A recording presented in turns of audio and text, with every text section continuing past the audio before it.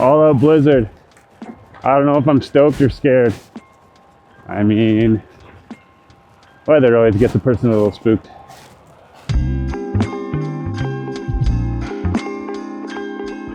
This weather's gnarly!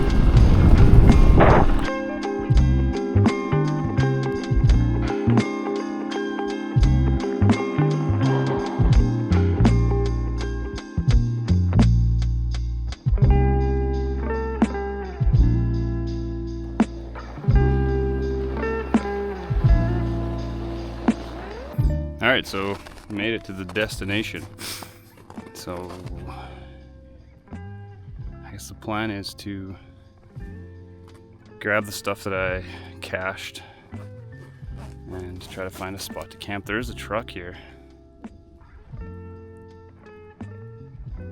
that looks like it's been here for a long time, which is kind of weird.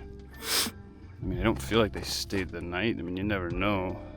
Somebody could easily have the same idea that I have. They could have just done it with a side-by-side. Let's find out if my spot's taken. There's a couple other really cool spots that I will set up camp. Alright, I'm gonna grab my snowshoes first and foremost.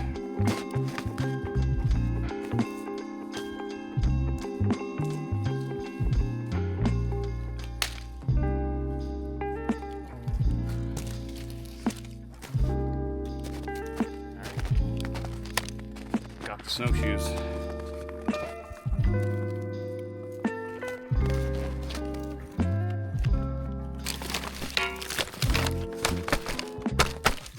Alright, they're on. Now I gotta get my wood and hope that my campsite isn't already taken.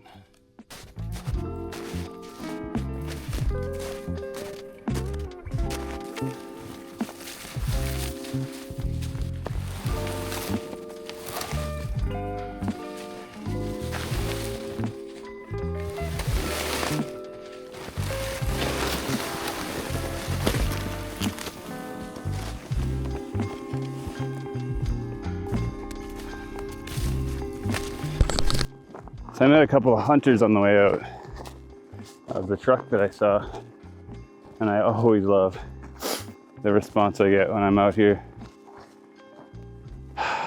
It's not like a huge bike community where I live, so when he rolled up, the first thing he says to me was kind of far out in the middle of nowhere to be riding a pedal bike there, eh bro? But I guess, you know, the biggest thing is you need to like make sure that you're friendly with people who are a little bit sketchy, but also let them know that, you know, you're not going to really take any shit. Kind of try to speak their language, if you know what I'm saying. Often a concern that my wife has in regards to doing things like this. I would honestly be super spooked if I was a woman and I came across two guys like that on the trail. Anyway, food for thought. Let's go get some wood.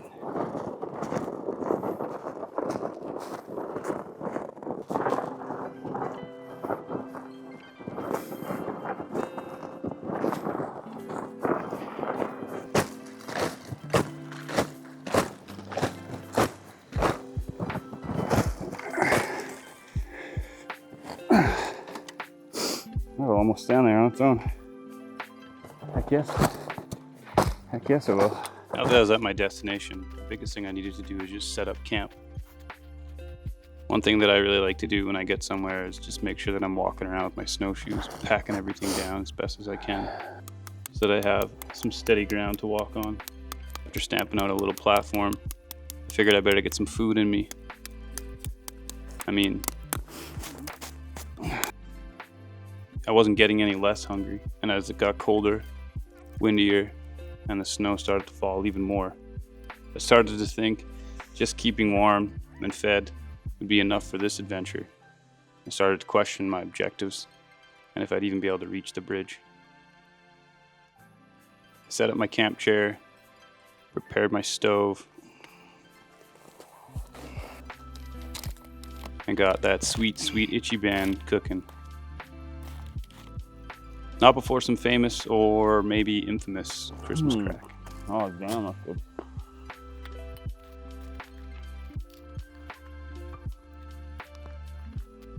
My go-to stove for winter camping is the MSR Whisper Light. It's never let me down. And even though it's not the International that can take various fuels, I've never had problems with this fuel. Regular old Coleman camp stove fuel. Oh. All right, so with this stove, I often fill the bell, which is this little bottom part, with too much fuel, and then it's like this fire explode situation will happen. So often I'll just like dump a little bit out. Because you just need enough to prime it. You don't need a bonfire. There we go. There we go. We got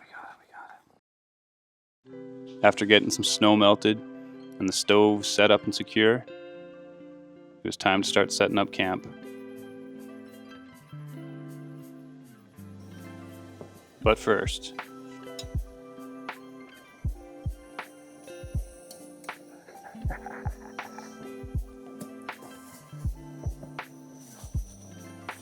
that is scotchy.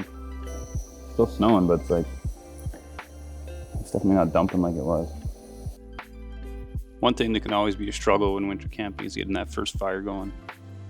The ground or the pit or whatever it is you're using to put that fire on is usually frozen solid.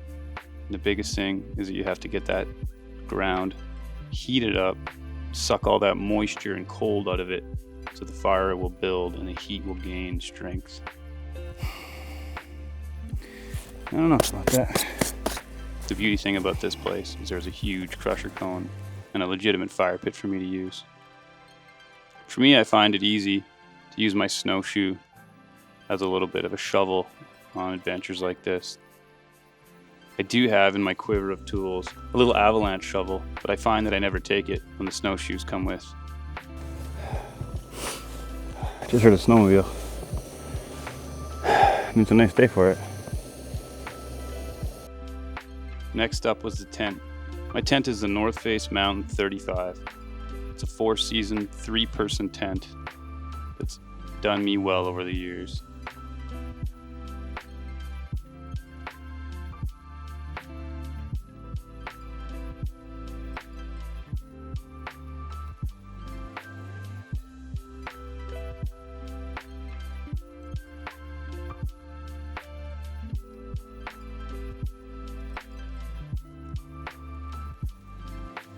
One thing that was really annoying about this trip was I forgot my belt for my pants, which had me pulling them up more than Pablo Escobar in season 2 of Narcos.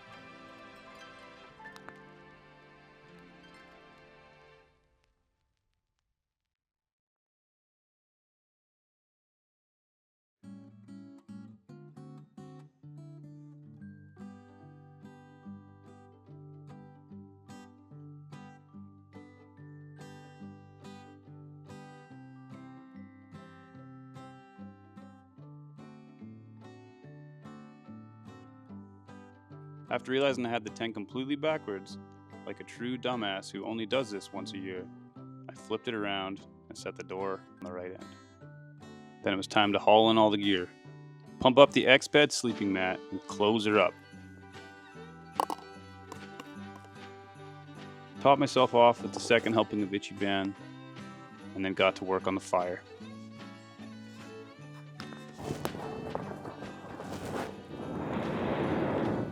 This wood's just not wet, it's just cold and a lot of humidity and moisture in it.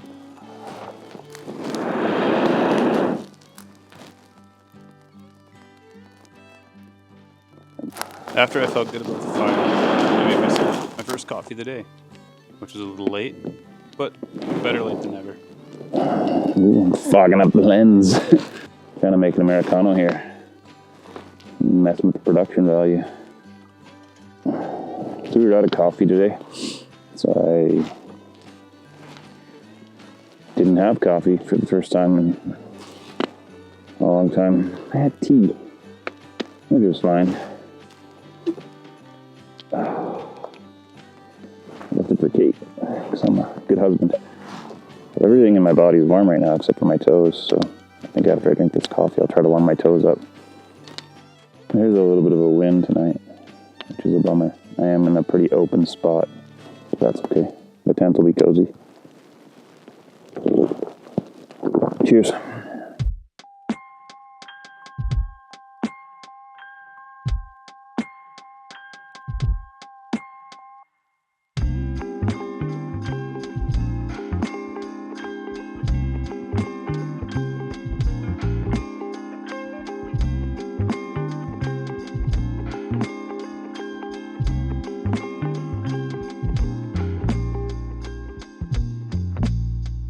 Alright, so I'm gonna hit the bed. I'm gonna head to my tent anyway. Before I do, I'm gonna fill up a couple bottles with warm water so I keep warm. Just put one down by my toes, snuggle some warm water bottles for the night. Leave this fire burning. And I got enough wood to make one in the morning. Hopefully it's easier than it was this morning, or after lunch, because that's fucking brutal. Let's fill up some water bottles. When it comes to sleep attire when I'm winter camping, I just like to pack it on. People always say cotton kills, but when you're just lying in your sleeping bag with a good base layer underneath you, cotton is cozy. So I just throw on a few layers with always a few extra to spare if it gets ultra cold in the tent. That way I don't need a -700 sleeping bag. It seems to work for me. Might not for you.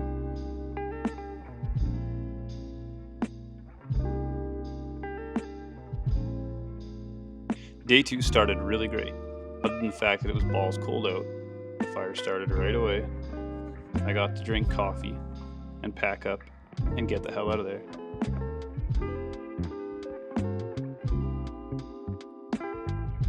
It's not always necessary to have a fire, but when it's this damn cold, it sure was nice to be able to stop, warm my hands up, and keep going as I needed.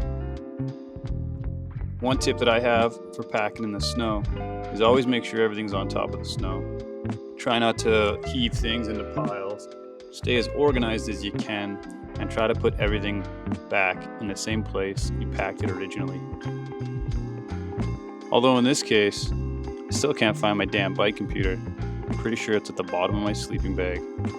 Another really cool tip that I find super useful is that I use my Thermarest foamy sleeping pad as a kneeler so that my shit doesn't get cold, or my knees, I guess. So after the ultra fast pack up, the sun actually started to come out.